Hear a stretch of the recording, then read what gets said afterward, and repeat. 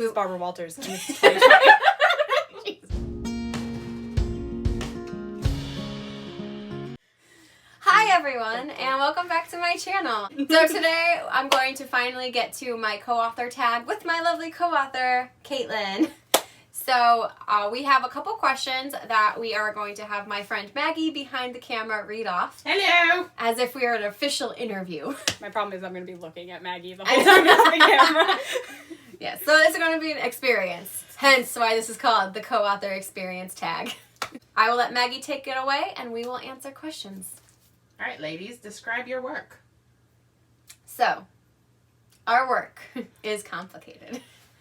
I'm going to let you start because I think you need to rein it in? rein that in for me. Alright, so our book is an adult fantasy novel. It is intended to be part of a series, though we are going to try to get it published traditionally. So typically when you do that, they don't like to have series initially, so we'll see where we are at if and when we get an agent and we try to publish.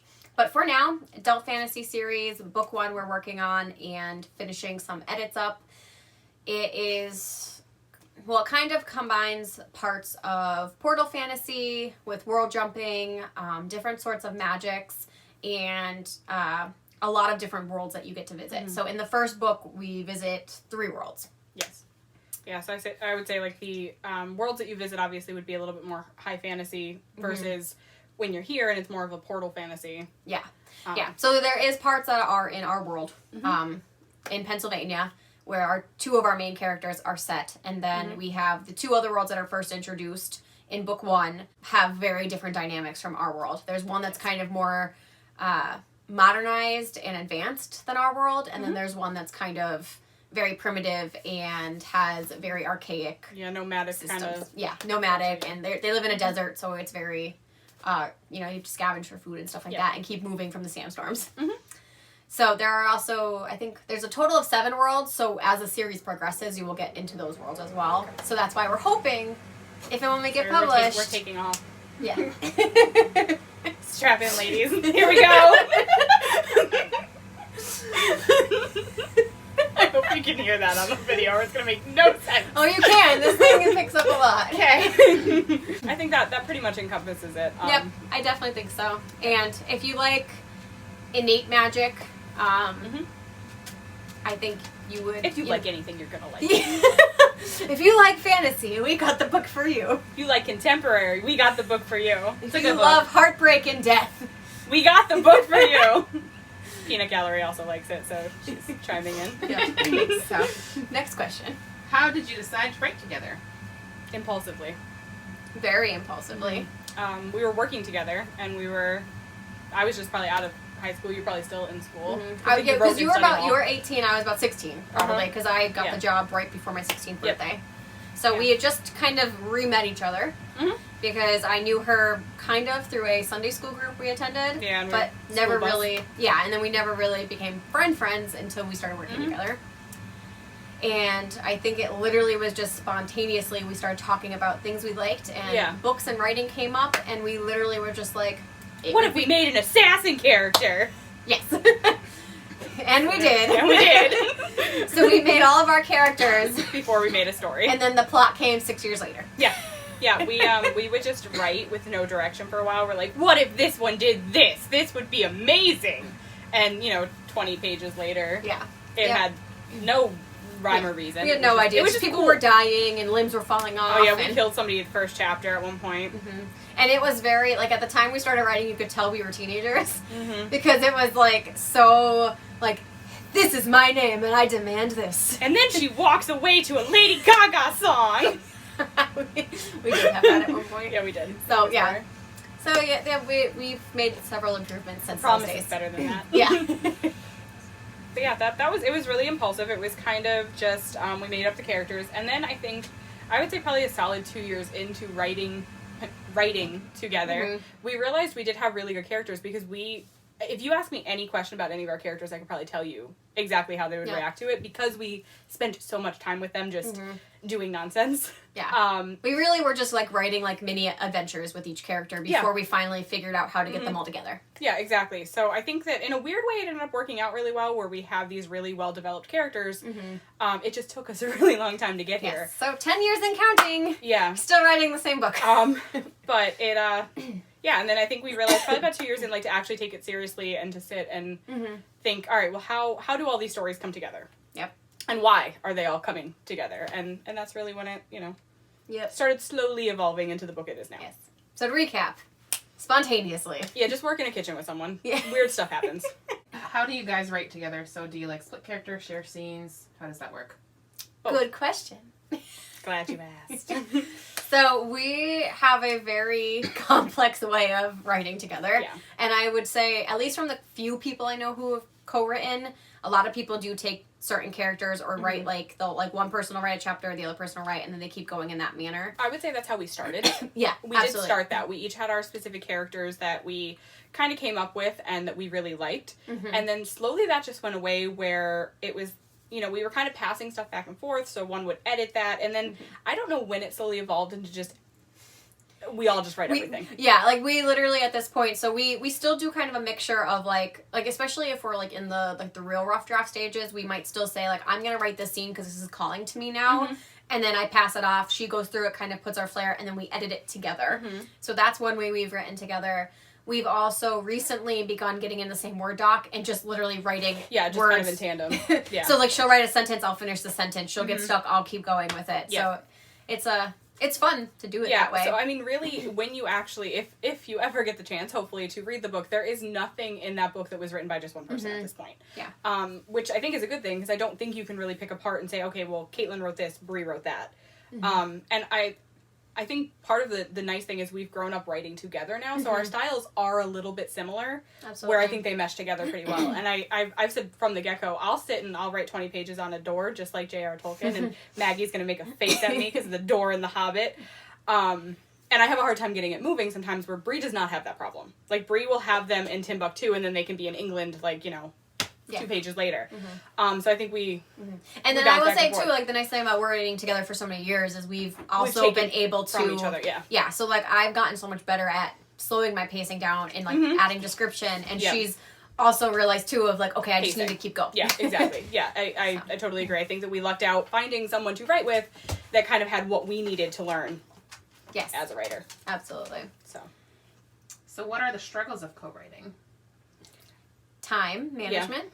Yeah, I mean, is a big one. I mean, especially as an adult, it's hard to just get together occasionally. And we do write better together. In person, yeah.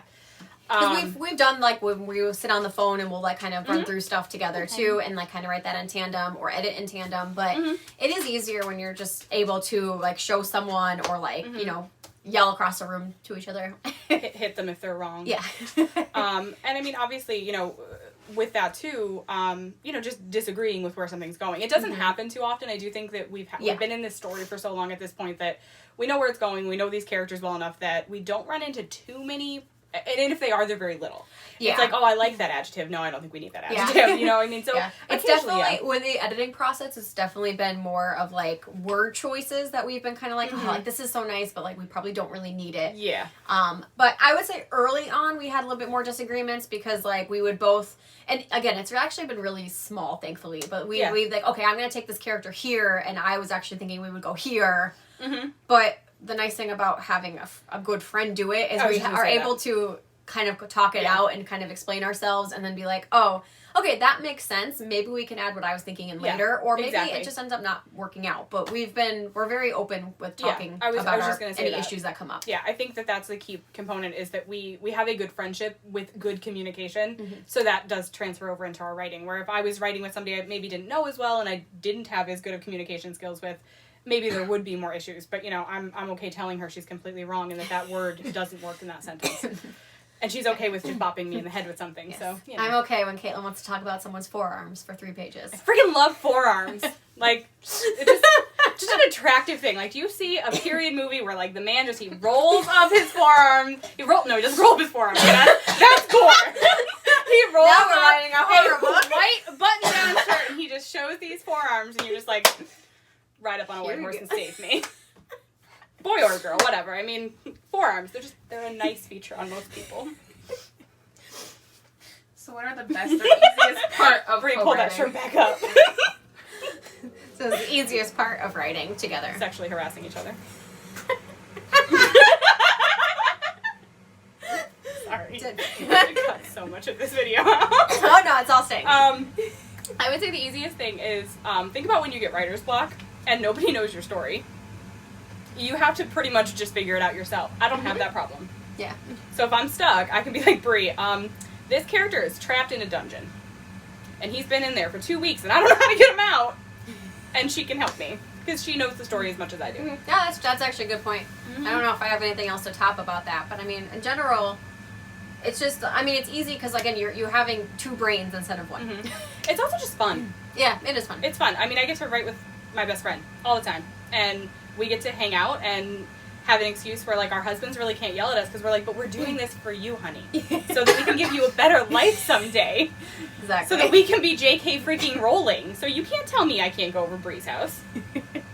Same. Yeah. So. And we feed each other, too, which is nice. Oh, That's yeah. a bonus. There's chili upstairs right now. That smells so good. So excited.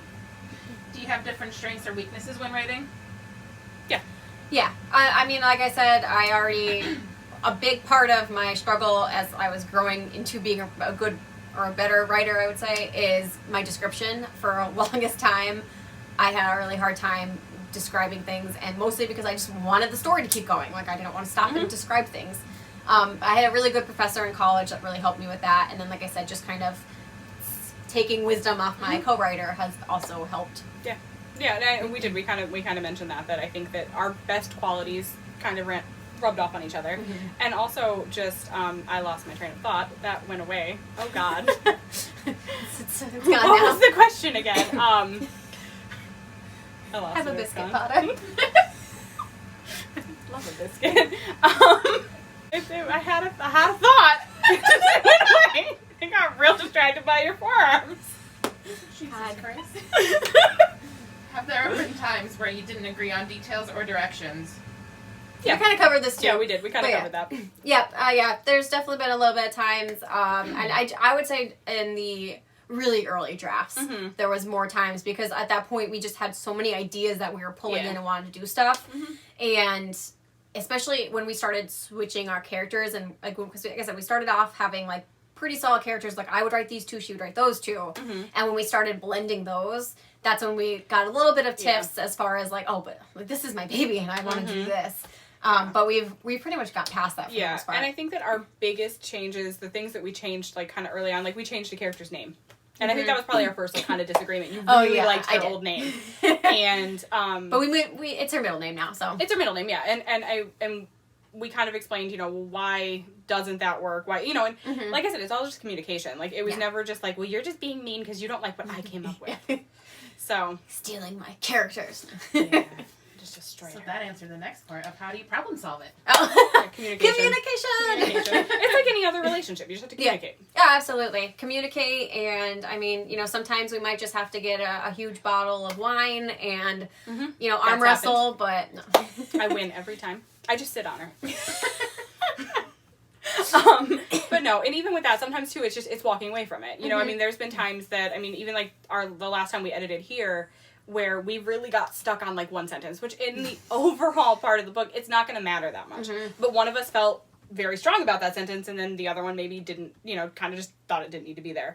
And sometimes it's just a matter of moving on and like coming back. And then I've noticed even this round of edits that some of those sentences where maybe we did disagree the last time, now we're going through this time and we agree on them more because it's kind of sat there and... Yes, you know, and I would say that's my best like piece of advice too. Is if you're like really struggling and you can't get over a disagreement, walk away from it. And I mean, give it a couple days even. Yeah, that's usually the best way to work because then sometimes you might come back, and especially if you keep moving forward, by the time you get back to that sentence, you might not even remember what sentence was. Exactly. Yeah. So. Yeah. Do you guys have a combined pen name, not pet name? Our pet's name is Aria. So as far as a combined pen name, no. We are planning on using our names for both of them on the same book. Now, I'm going by a kind of pen name, which is my channel name. So that's my pen name. She has a pen name herself. Yeah, and we did toss out the idea at one point of doing a combined name. I know we had one at one point. Obviously, that's something, too, we could talk to an agent about when... Yeah, and that's kind of what we decided, that, it depends, because I do know, so if you're unfamiliar with the publishing world, you really only get one shot of a debut novel. However, if you have a pen name, you get a second chance. Yeah. So that was something we did toss around of, if we're really going to be publishing, like maybe we should do a combined name. And that way, if we ever want to continue the series in the same world or like do spin-offs, like we still have that combined thing. Yeah, if you drag me down, I have a second chance. But otherwise, I mean, I am proud of the work that we've done, and I would be honored to share a page with my co-writer. So are you guys looking to self-publish, traditionally publish, or are you just writing for fun? We've answered this too. We are looking to traditionally publish. Yeah. We did query earlier in the year as a young adult novel and decided that's not it's never been our novel. Like, we were never a young adult. Yeah. So we're editing a few of the parts that we made younger. Yeah, we made a lot of parts younger and things that, could have been like gorier or more intense scenes we took out. So we're putting them back in. Yeah. We put some more like language back in. And so we wanted to be able to use those words and use those scenes back again. Yeah. So we are making it an adult, and hopefully when we query earlier next year, we're not going to query again till like maybe March. Yeah. But when we query again, hopefully. Yeah, and we've gotten a decent amount of feedback from, friends and other people. We had a few small beta readers of people we really didn't know, and had some good positive stuff to say about the switching changes. It to an adult. And part of that was we did age up a couple characters, so that's kind of what we're working on now, because obviously taking them from, even though it wasn't a big age jump, it was, I would say, like a phase of life jump, because we took them from high school to their freshman year of college. So yeah, only a year difference, but a lot of being things in college change, is very different than being in high school. So we're kind of going through, and like Bree said, we're putting back in some of that stuff that we felt wasn't age appropriate for a young adult audience, but could be in an adult book. Exactly. So with that in mind, obviously our first option would be to traditionally publish. It's been 10 years, guys. Come on, please give us a chance. Pick me! So, yeah, pick me! But it's a process. It's definitely a process. It is. And it's something we keep learning as we go along, because 10 years ago when we were 16 and 18... we just send a pile of papers to this person and then they give us a book back. Yeah. That's not what happens. and then we learned about the query process, and that was a whole new level. But so many TV shows have lied to you. They have lied to you. Yeah, we've been deceived this whole time. Yeah. But Jane the Virgin, I'm looking at you. But I think, worst case scenario, I am still open to even looking at indie presses and self-publishing. Yeah. Because at this point, I think we can market it well enough on our own if we need to. Exactly, and there's nothing wrong with taking those options. There's, as with every option, there's pros and cons. At this point, we're looking at the traditional. I would definitely say, and I don't know if you agree with me, but my biggest thing with with traditional publishing is that you get all the marketing team behind you. Yeah. Which is a huge undertaking if you're self-publishing, and I admire anyone who does that, because it's daunting. It's a process, and it's very daunting. So that would be my main reason for going traditionally publishing, because you would get all that support and everything that you need behind you, and then you kind of roll from there. Yeah, so. Definitely. All right, well, that's all the questions we have for today. I will leave the tag questions in my description box if you are interested. If you're co-writing, I would love to hear your take on these questions. Definitely shout me out, and I tag anyone who is co-writing currently. Go do this tag. Yep. Otherwise, if you have any other questions that you feel like we didn't answer in this video, feel free to leave them down below. And maybe we'll make a part 2. I also lurk in the comments too, so. Yes, she is in the comments down there. So, all right, guys, thank you so much for watching this video. I'll see you next time. Bye.